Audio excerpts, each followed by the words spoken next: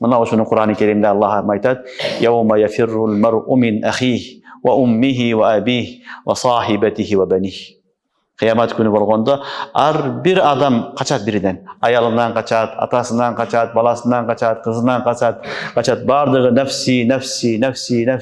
Өзүм куткарсам болду, дейт.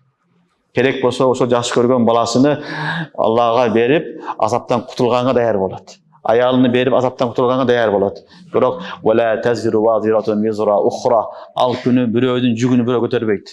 Бирөөдүн күнөөсүн бирөө мойнуна албайт. Ар ким өзүнүн кылган күнөөсүнө, кылбышына жооп берет.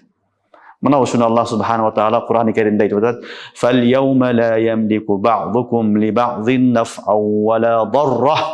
Көрдүңөрбү? Кыямат күнү болгондо бири-бириңерге пайда да бере албайсыңар, зыян да бере албайсыңар.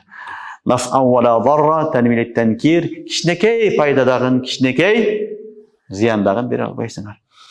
وَنَقُولُ لِلَّذِينَ ظَلَمُوا ذُوقُوا عَذَابَ النَّارِ الَّتِي كُنْتُمْ بِهَا تُكَذِّبُونَ.